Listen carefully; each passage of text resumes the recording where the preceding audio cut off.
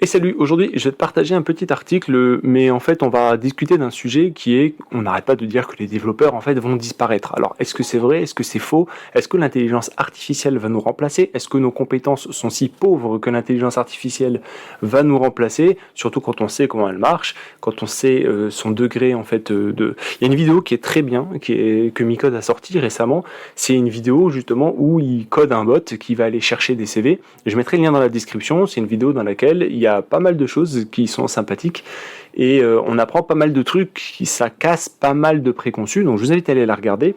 Et nous on va discuter un peu de l'avenir du métier de développeur. Est-ce que ça vaut toujours le coup de se lancer dans cette formation-là? Aujourd'hui, cet article que je vous présente là, il s'appelle 45 millions de développeurs dans le monde d'ici 2030. Alors tout d'abord, ce qui est intéressant à voir, c'est combien est-ce que on va avoir de croissance du nombre de développeurs. On anticipe 20% de croissance. On anticipe 20% de croissance de besoins de développeurs. Et on sait déjà qu'aujourd'hui, il y a une pénurie. Aujourd'hui, toutes les écoles, les bootcamps, ça foisonne. Pourquoi? Parce qu'on a besoin de ces talents, on a besoin de personnes qui maîtrisent ça. Et l'intelligence artificielle, en fait, elle ne va pas nous amener, va pas nous remplacer, mais elle va amener ces profils-là à être de plus en plus qualifiés et spécialisés. On sait aujourd'hui que c'est très difficile pour les juniors sur le marché. Par contre, pour des profils plus seniors, qui ont des compétences plus profondes, et en fait, forcément, ça va être beaucoup plus simple parce qu'ils vont pouvoir adresser des problématiques plus complexes. C'est pour ça que aujourd'hui, il faut se former, il faut continuer à se former et se former de manière continue. Il faut aimer ce métier, c'est une composante très importante parce que la formation, elle ne s'arrête jamais. Donc là, on voit qu'ils anticipent 20% de croissance. La vraie question, c'est à peu près combien de développeurs il y a actuellement dans le monde, combien il y a de gens qui savent coder. Alors on estime ça autour de 1%.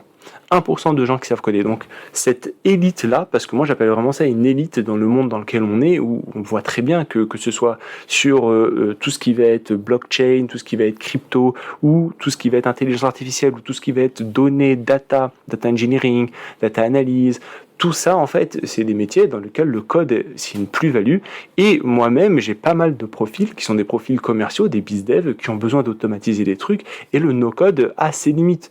Le no-code, déjà, faut comprendre le code pour pouvoir no-coder. Ensuite, on va avoir le low-code. Mais dès qu'on commence à toucher du low-code, il faut toucher le code. Il faut comprendre cette manière de réfléchir-là. Donc, en fait, c'est une compétence qui va être de plus en plus demandée et ça, c'est de manière indiscutable. Cet article nous montre par exemple que on a une évolution déjà là, donc on a les trimestres 2017-2018, on voit comment ça a augmenté la croissance générale et on va avoir, alors il y a une petite... on va dire une division de ce qui est un peu demandé, ça va être des web apps, du back-end, du mobile, et on voit par exemple qu'il y a des choses comme les jeux et la VR qui sont quand même bien demandés parce que ça commence à arriver. Donc c'est des secteurs dans lesquels, tous ces secteurs-là, il faut comprendre que c'est des secteurs très cloisonné, mais pour autant la compétence dans le développement de base reste la même. On voit par exemple qu'on a l'intelligence artificielle, la data science, le machine learning, qui sont quand même à peu près à la même demande équivalente que les applications, que ce soit à peu près un tout petit peu moins que les applications mobiles, mais aussi que les applications de bureau, c'est-à-dire tout ce qui va être développé. Alors, il y a quelque chose sur lequel j'aimerais revenir aussi qui est assez rigolo, c'est que là, on parle d'applications de bureau. Ces applications de bureau, elles peuvent être déployées dans plusieurs langages, en fait. On peut les développer dans plusieurs langages, mais il y a un langage qui ressort bien, et actuellement, d'ailleurs, quand je parle des vidéos de Micode, ça c'est quelque chose qui ressort bien parce que souvent on me dit oui, les langages, on aime bien ce langage-là, ce langage-là, ce langage-là. Il n'y a pas beaucoup de langages sur le marché au jour d'aujourd'hui. Les langages qui vont être vraiment prédominants sur le marché, ça va être des langages Java, JavaScript, Python. D'ailleurs, on va le voir là sur cet article, le top 8 des langages de programmation les plus demandés en 2023. On va voir que l'article, lui, parle de JavaScript comme le langage numéro 1. Alors, c'est toujours deux langages qui se battent, c'est le JavaScript et le Java. Le Python, lui, se met en position 2, et là, dans l'article, le Java, c'est l'ancien qui reste solide. Il dit qu'il est très populaire en position 3. Alors, en fonction de comment sont faites les études, c'est très disparate, mais on se rend bien compte que la plupart des études mettent surtout, dans les deux premiers, le Java et le JavaScript. D'ailleurs, c'est un peu ce que ressort le bot de Micode, qui, contrairement à cet article, place le Java en première position. Et personnellement, en voyant le marché, je serais plus partisan de ça. C'est-à-dire que les offres d'emploi sur le Java, elles foisonnent. Si tu fais du Java, aujourd'hui, que tu regardes cette vidéo, tu sais très bien que tu es contacté, mais plusieurs fois par jour. C'est le cas pour les développeurs Java.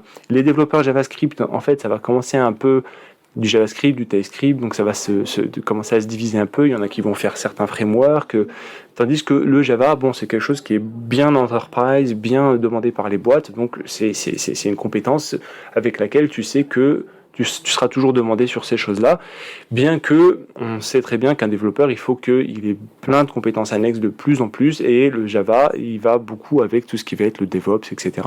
Ça fera l'objet on en parlera une autre fois, mais en tout cas, le Java, le JavaScript et le Python, c'est les trois langages les plus populaires et les trois langages qui se battent pour avoir la première position tout le temps.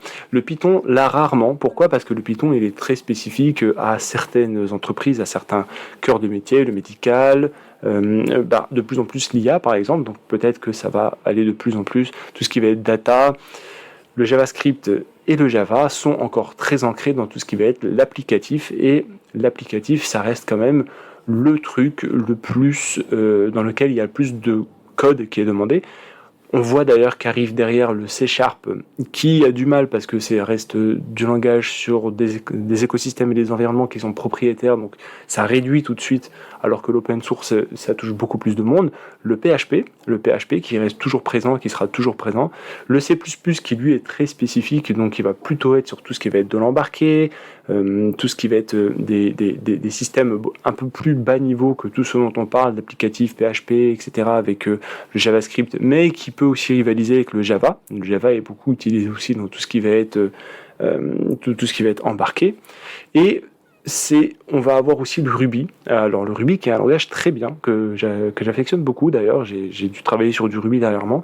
C'est un langage que j'ai découvert assez récemment, j'en avais beaucoup entendu parler, mais c'est un langage qui quand même est un langage facile, qui peut faire la même chose que PHP, donc qui va faire un peu tout ce que font les symphonies, etc. Donc tout ce qui va être en modèle MVC, il est très très bien pour ça, et c'est un langage qui commence de plus en plus à faire parler de lui, mais ça reste des langages qui sont pas aussi prédominants que ces trois langages-là. Donc en fonction de ce que vous voulez faire et de là où vous voulez aller dans le monde du développement informatique, c'est vraiment les langages sur lesquels il faut se concentrer, les langages sur lesquels il faut développer des compétences, et après vous pouvez avoir d'autres langages annexes. En tout cas, c'est mon point de vue, c'est celui que je vous conseille, et si vous avez besoin de plus d'informations, n'hésitez pas, venez me voir directement, écrivez dans les commentaires, je suis très très preneur de votre avis.